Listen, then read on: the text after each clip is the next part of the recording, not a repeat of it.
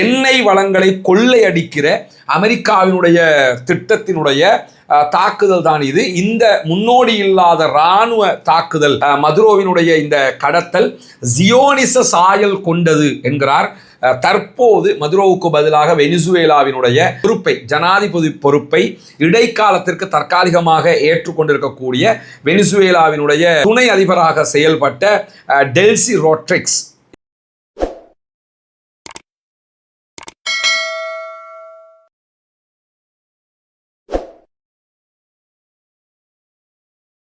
அன்பிற்கினிய சகோதர சகோதரிகளே, நம் அனைவர் மீதும் ஏக இறைவனுடைய அமைதியும் கருணையும் உண்டாகட்டுமாக என்கிற பிரார்த்தனைகளோடு பாலஸ்தீனத்தினுடைய காசா பகுதிகளில் இஸ்ரேலிய ஆக்கிரமிப்பு ராணுவம் நடத்தி வந்த 2 ஆண்டுகளுக்கு மேலான யுத்தம் தற்போது யுத்த நிறுத்தமாக மாற்றப்பட்டிருக்கக்கூடிய சூழலில் காசாவினுடைய பகுதிகளில் பாலஸ்தீன விடுதலை அமைப்பு 49% நிலப்பரப்பையும், அதே நேரத்தில் 51% நிலப்பரப்பை இஸ்ரேலிய ஆக்கிரமிப்பு இராணுவமும் கையிலே வைத்துக் கொண்டிருக்கக்கூடிய சூழலில் 2ஆம் கட்ட யுத்த நிறுத்தத்தை நோக்கி காசா நகர வேண்டி இருக்கிறது. எனவே 2ஆம் கட்ட யுத்த நிறுத்தத்திற்கு செல்வதற்கான தயாரிப்புகள் மேற்கொள்ளப்பட்டு வரக்கூடிய இந்த சூழலையும் இஸ்ரேலிய ஆக்கிரமிப்பு இராணுவம் காசாவுக்கு எதிரான வான்வழி தாக்குதல்களை தொடர்ந்து கொண்டே இருக்கிறது. லெபனானிலும் தாக்குதல்களை நடத்தி கொண்டே இருக்கிறது. இந்த சூழலில் தான் உலகம் முழுவதும் அமெரிக்காவும் இஸ்ரேலும் எல்லா பகுதிகளிலும் பல நாடுகளிலும் தாக்குதல்களை நடத்தி யுத்தங்களை உண்டாக்கக்கூடிய, ஆயுத விற்பனையை அதிகரிக்கக்கூடிய காட்சிகளை நம்ம கண்டு வர்றோம். இதற்கிடையில் தற்போது ஈரானில் ஒரு ஆர்ப்பாட்டம் நடைபெற்று வருகிறது. யமனுக்குள்ள சவுதி ஆதரவு பெற்ற படைகள் தாக்குதல்களை நடத்தி வருகிறது. ஆப்பிரிக்காவினுடைய சில நாடுகளில் சண்டைகள் நடைபெற்று வருகிறது. சோமாலி லேண்டை தனிநாடாக இஸ்ரேல் அங்கீகரித்ததிலிருந்து ஹவுத்திகளுக்கும் சோமாலி லேண்டுக்கும் இடையிலான பிரச்சனைகள் உருப்பெற்றிருக்கக்கூடிய சூழலில் வெனிசுவேலாவுக்குள்ள நுழைந்து வெனிசுவேலாவினுடைய அதிபர் மதுரோவை திடீரென அரெஸ்ட் பண்ணியிருக்கிறது அமெரிக்காவினுடைய டெல்டா படைகள். இப்படி எல்லாமே ஒன்றுக்கு பின் ஒன்றாக வந்து கொண்டிருக்கிறது. அடுத்ததாக கொலம்பியாவினுடைய அதிபரை கைது செய்யக்கூடும் என்கிற நிலையிலும் ஈரானோடு நேரடியான ஒரு யுத்தத்திற்கான வாய்ப்புகள் இருக்கிறது என்கிற செய்திகளும் பேசப்பட்டு வருகிறது. இப்படியான சூழலில் தான் என்னவெல்லாம் நடக்கிறது மத்திய கிழக்குக்குள்ளும் மத்திய கிழக்கை தாண்டிய சர்வதேச நிலப்பரப்பிலும் என்கிற செய்திகளை நம்ம பார்க்க இருக்கிறோம். தொடர்ந்து காசா பற்றிய செய்திகளை நம்ம சொல்லி வருகிற அதே நேரம் இன்றிலிருந்து காசாவினுடைய செய்திகளையும் அதே போன்று சர்வதேசத்தில் நடைபெறக்கூடிய மிக முக்கியமான செய்திகளையும் இணைத்து கொண்டு இந்த செய்திகளை தருவதற்கு தயாராக இருக்கிறோம். ஏன்னா அந்த செய்திகளை நம்ம முழுமையாக புரிந்து கொள்கிற போது தான் இந்த ஜியோ பாலிட்டிக்ஸை நம்ம புரிந்து கொள்ள முடியும், உண்மையான செய்திகளையும் அறிந்து கொள்ள முடியும் என்கிற அடிப்படையில் தான் அந்த செய்திகளை உங்களுக்கு சரிக்கு சமனாக தருவதற்கான ஏற்பாடுகளை செய்திருக்கிறோம். இந்த நிலையில பாலஸ்தீனத்தில் இன்றைக்கும் இஸ்ரேல் நடத்தி இருக்கக்கூடிய தாக்குதல்களை 2 அப்பாவி சகோதரர்கள் படுகாயம் அடைந்திருக்கிற அதே நேரம் வெஸ்ட் பேங்க் பகுதிகளில் இஸ்ரேலிய ஆக்கிரமிப்பு ராணுவம் 13 பாலஸ்தீன அப்பாவிகளை கைது செய்திருக்கிறது என்கிற கவலைக்குரிய செய்திகளும் இன்றைக்கு வெளியாகி இருக்கிறது. அதே நேரத்தில் நமக்கெல்லாம் தெரியும், யமனில் ஏற்பட்டிருக்கக்கூடிய ஒரு பதட்டமான சூழலில் யமனில் எஸ்டிசி என்று சொல்லக்கூடிய யுஏஇனுடைய, ஐக்கிய அரபு எமிரேட்ஸினுடைய ஆதரவு பெற்ற படைகள், சவுதி அரேபியாவினுடைய ஆதரவு பெற்ற, சர்வதேச ஆதரவு பெற்றதாக சொல்லக்கூடிய ஜனாதிபதி கவுன்சில் என்கிற ஒரு கவுன்சில் ஆளக்கூடிய பகுதிகளில் பெரும் பகுதிகளை கைப்பற்றி இருந்தார். திடீரென ஒரு 1-2 வீக்குக்குள்ள குறிப்பாக சவுதி அரேபியாவினுடைய எல்லையாக இருக்கக்கூடிய யமனுடைய பரந்த நிலப்பரப்பாக இருக்கக்கூடிய ஹதரமவுத் மாகாணத்தில் பெரும்பகுதி அவங்க கைப்பற்றி இருந்தாங்க. அந்த நேரத்தில் தான் சவுதி அரேபியாவுக்கு எதிராகவே யுஏஇ அதனுடைய ஆயுதங்களை இந்த எஸ்டிசி என்கிற படைப்பிரிவுக்கு ஆதரவாக அனுப்பியிருந்தார்கள். இந்த எஸ்டிசி என்கிற குழுக்கு ஆதரவாக அனுப்பியிருந்தாங்க. எஸ்டிசி கைப்பற்றி இருந்த துறைமுகத்துக்கு, அல் முகல்லா என்கிற துறைமுகத்துக்கு தான் இந்த ஆயுத கப்பல் அனுப்பப்பட்டிருந்த நேரத்தில் அந்த 2 ஆயுத கப்பலையுமே சவுதி அரேபியாவுடைய படைகள் அடித்து அழித்திருந்த செய்திகளை எல்லாம் நம்ம பார்த்திருந்தோம். இந்த சூழலில் சவுதி அரேபியாவினுடைய எச்சரிக்கை ரெட் லைனை தாண்டுறீங்கன்னு யுஏஇக்கு சொன்னதோட யுஏஇ மொத்தமாக நாங்கள் யமன்லேருந்து வெளியேறோம்னு சொல்லி வெளியேறுவதாக அறிவித்தார்கள். ஆனால் யமனுக்குள்ளே இருக்கக்கூடிய இந்த எஸ்டிசிக்கு நாங்கள் ஆதரவே தரமாட்டோம் என்கிற வார்த்தைகளை எல்லாம் யுஏஇ இதுவரைக்கும் சொல்லலை. எஸ்டிசி திடீரென பல பகுதிகளையும் கைப்பற்றி கொண்டே போய்கொண்டிருந்தாங்க. அதற்கு எதிராக சவுதி அரேபியாவுடைய ஆதரவு பெற்ற படைகளும் எஸ்டிசி என்கிற யுஏஇனுடைய ஆதரவு பெற்ற அந்த ஆயுத குழுவுக்கு எதிரான தாக்குதல்களை ஆரம்பித்தார்கள்.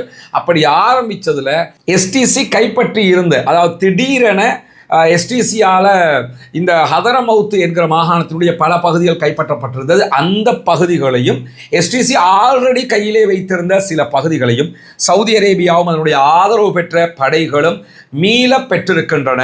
அடித்து தூக்கி அவங்கள விரட்டி அடித்து அந்த ஏரியாக்களை கைப்பற்றி இருக்கிறாங்க என்கிற செய்திகள் வெளியாகி இருக்கு. குறிப்பாக ஹதரமவுத் மாகாணத்திலிருந்து முக்கிய கிழக்கு துறைமுகமாக அறியப்பட்ட அல் முக்கல்லா தான் ஹதரமவுத்தினுடைய கிழக்கு பகுதியில் கூடிய கேபிட்டல் சிட்டியாகவும் பார்க்கப்பட்டது. அந்த கேபிட்டல் சிட்டியினுடைய முக்கல்லா துறைமுகமும் முகல்லா பகுதிகளும் மொத்தமாக சவுதி அரேபியாவினுடைய ஆதரவு பெற்ற படைகளுடைய கண்ட்ரோலுக்கு வந்திருக்கு. அதாவது யுஏஇனுடைய கண்ட்ரோலில் இருந்து மொத்தமாக போயிருக்குதுன்னு புரிஞ்சுக்கிறங்க. அதே மாதிரி அல் மஹ்ரா கவர்னரேட்டினுடைய பொறுப்பாளர் சொல்லும்போது ஹோம்லேண்ட் ஷீல்ட் படைகள், சவுதி ஆதரவு பெற்ற இந்த படைகள் இந்த அல் மஹ்ரா கவர்னரேட்டினுடைய 9 மாவட்டங்களையும் தங்களுடைய கட்டுப்பாட்டுக்குள் கொண்டு வந்திருக்கிறார்கள். எஸ்டிசி இதையெல்லாம் பிடிச்சிருந்தாங்க, எல்லாத்தையுமே மீண்டும் கைப்பற்றி இருக்கிறார்கள். முன்னால் தெரிகிற அந்த வரைபடத்தில் நீங்கள் பார்க்கலாம், எல்லோ கலரில் காட்டக்கூடிய பகுதிகள் எல்லாமே எஸ்டிசியினுடைய கண்ட்ரோலில் இருக்கக்கூடியது. ப்ளூ கலரில் காட்டக்கூடிய பகுதிகள் எல்லாமே இப்போ சவுதி அரேபியா ஆதரவு பெற்ற அரசாங்கம், யமனுடைய ரியல் அரசாங்கம் யார் சொல்கிறாங்களோ அவங்க கண்ட்ரோலில் இருக்குது. அந்த வரைபடத்தில் நீங்கள் பார்க்கலாம், தற்போது அந்த எல்லோ கலரில் இருக்கக்கூடிய 2 பகுதியாக இருக்கிறத பார்க்கலாம். நடுவில் முழுவதுமாக நீல கலர் இருக்கிறத நீங்கள் பார்க்கலாம்.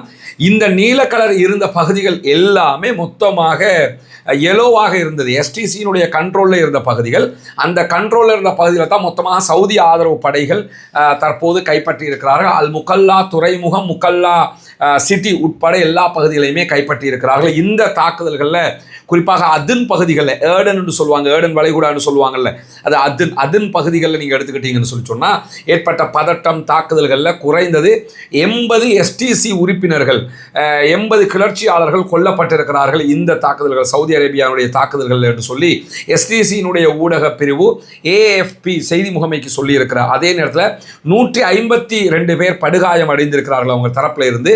அதே மாதிரி 130 பேரை சவுதி அரேபியா சிறைப்பிடித்திருக்கிறார்கள். 130 பேர் சவுதி அரேபியாவுடைய படைகளால் கைது செய்யப்பட்டிருக்கிறார்கள் என்கிற செய்திகளும் வெளியாக இருக்கு. எனவே யமன்ல யுஏஇ எடுத்த சூழ்ச்சிகரமான செயல்பாடுகள் முறியடிக்கப்பட்டிருக்கிறது. யமன்ல தலை தூக்கி இருக்கிறது சவுதி அரேபியாவுடைய படைகளுடைய செயல்பாடுகள் இருக்கிறது வெளிப்படையாக தெரிகிறது. அதே நேரத்தில் ஈரான்ல தொடர்ந்து ஒரு ஆர்ப்பாட்டம் நடைபெற்று வருகிற செய்திகள் நீங்கள் பார்த்துருப்பீங்க. இந்த ஆர்ப்பாட்டங்களை பொறுத்தவரையில் ஈரானுக்குள்ளே இருக்கக்கூடிய அல் ஜசீராவினுடைய செய்தியாளர் சொல்லக்கூடிய தெளிவான ஒரு செய்தி என்னென்னா, இது ஒரு போராட்டம், சாதாரண போராட்டமாகத்தான் இதுவரைக்கும் இருக்கிறது.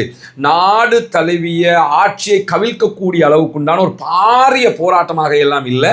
மற்ற ஊடகங்கள் காட்டுகிற அளவுக்கு ஒரு பரபரப்பான போராட்டமாக நாட்டுக்குள் இந்த போராட்டங்கள் இல்லை என்கிறார் அல் ஜசீராவினுடைய ஈரானுக்கான செய்தியாளர்.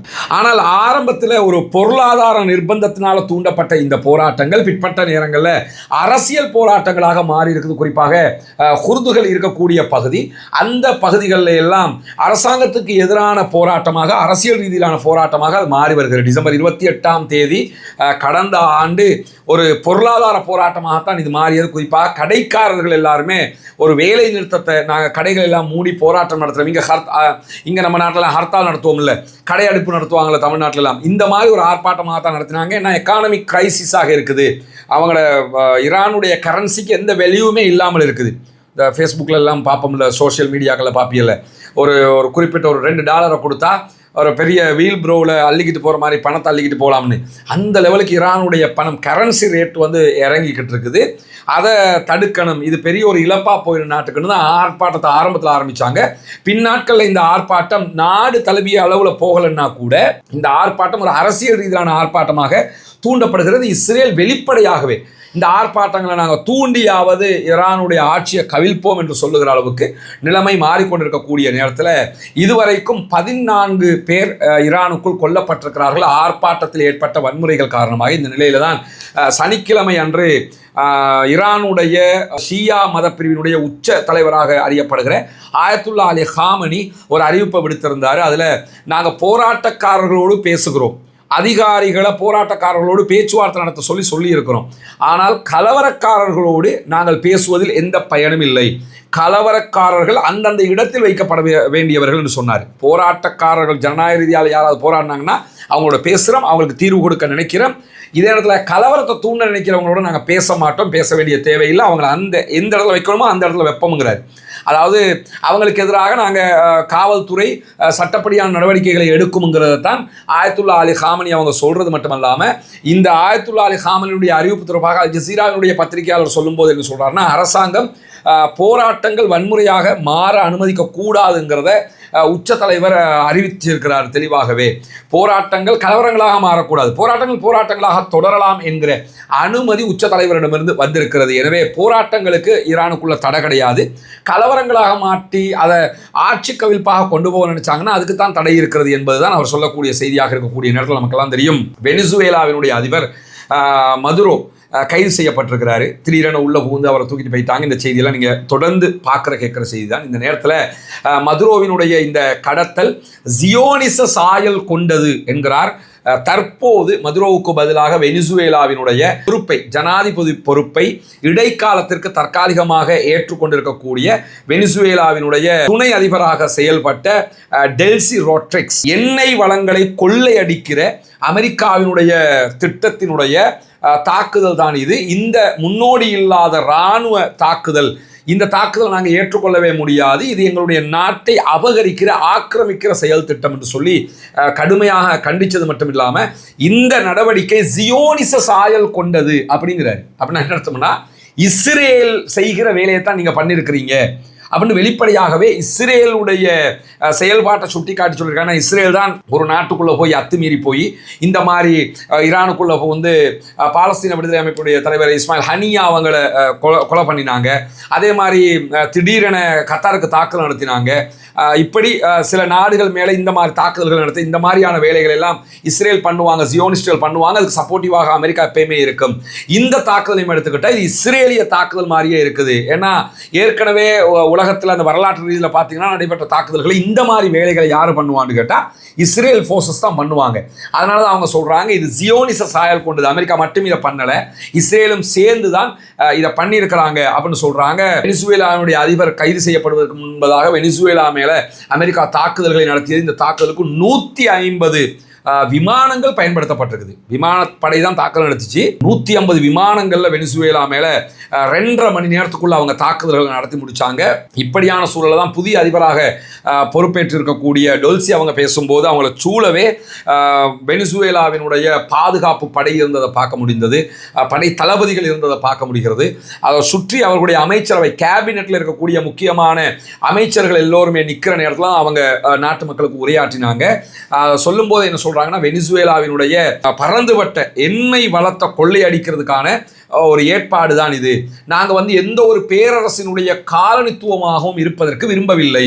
எங்களை நீங்கள் ஆக்கிரமித்து அடக்கி அந்த மாதிரி செய்ய நினச்சிங்கன்னா உங்களுக்கு எதிராக நாங்கள் சண்டை போடுவோம். நாங்கள் வந்து யாருக்கு கீழையும் இருக்கிறதுக்கு நாங்கள் விரும்பலை, நாங்கள் ஒரு சுதந்திர நாடு என்று சொல்லி இன்றைக்கு புதிய அதிபராக தேர்வாகி இருக்கக்கூடிய டொல்சி அவங்க சொல்லியிருக்கிறது மட்டுமல்லாமல் இந்த தாக்குதலை தொடர்ந்து உடனடியாக கேபிட்டல் சிட்டியில் மட்டுமே 5600+ இராணுவத்தை களமிறக்கி இருக்கிறது வெனிசுவேலாவினுடைய அரசு. நாடு முழுவதும் உடனடியாக பாதுகாப்பு பலப்படுத்தப்பட்டிருக்கிறது. அது மட்டுமல்லாமல் அமெரிக்க படைகள் 20க்கும் மேற்பட்ட கப்பல்களில் சுற்றி வளைத்திருக்கக்கூடிய சூழலில் 87 பேர் தாக்குதல்களில் கொல்லப்பட்டிருக்காங்க. வெனிசுவேலா மேலே பண்ணின அட்டாக்ல கொல்லப்பட்டிருக்கிற அதே நேரத்தில் வெனிசுவேலாவில் மொத்தம் 2 லட்சம் இராணுவமும் 2 லட்சம் போலீஸ் படையும் இருக்கிறது. மொத்தம் 4 லட்சம் பாதுகாப்பு படையினர் நாங்கள் அமெரிக்கா எங்களை ஆக்கிரமிக்க வந்தால் அவர்களோடு சண்டையிடுவதற்கு தயாராக இருக்கிறோம்ங்கிறாங்க. இது அவங்க பில்டப்புக்காக சொல்கிற ஒரு விஷயம் கிடையாது. அவங்களால அமெரிக்காவோட நின்றுலாம் பிடிக்க முடியாது. அமெரிக்கா உள்ளே பூந்து ஈராக்கே அடிச்சுட்டு போயிட்டான். ஆப்கானிஸ்தானில் என்ன பண்ணான், ஆப்கானிஸ்தானை விட ஈராக் அடித்தான். அதாவது நிக்கோலஸ் மதுரோவை விட ரொம்ப ஆயுத பலத்தோட எல்லா வளங்களோடையும் இருந்தவர் தான் அன்றைக்கு சதாம் ஹுசைன். அப்போ சதாம் ஹுசைனையே அவங்க காலி பண்ணிட்டாங்க. ஏன்னா யாரும் துணைக்கு வரமாட்டாங்க. ரஷ்யா மாதிரி ஒரு நாடுன்னு சொன்னால் அமெரிக்கா மோதுறதுக்கு யோசிப்பான், சீனாவோட மோதுறதுக்கு யோசிப்பான், ஏன் ஈரானோட கூட மோதுறதை யோசிப்பான். அணு ஆயுத பலம் இருக்கிறதுனால நார்த் கொரியாவோட மோதுறதுக்கு யோசிப்பான். ஆனால் இவங்கள்ட்ட அணு ஆயுத பலம் எதுவும் இல்லை. அணு ஆயுதம் இல்லாத ஒரு நாட்டோட ஈஸியாக அட்டாக் பண்ணிடுவாங்க. அணு ஆயுதம் இருந்தால் ஏன் பயப்படுவாங்கன்னா திருப்பி அணு ஆயுதத்தை யூஸ் பண்ணி அமெரிக்காவை அட்டாக் பண்ணிடுவாங்கங்கிறதுக்காக. இவங்கள்ட்ட அணு ஆயுதமும் கிடையாது, அதுக்கு நிகரான எந்த பலமும் கிடையாது. வெறும் 4 லட்சம் துருப்புகள் போது அவங்க வான்வழியாக வந்து அட்டாக் பண்ணால் என்ன பண்ண போகிறாங்க?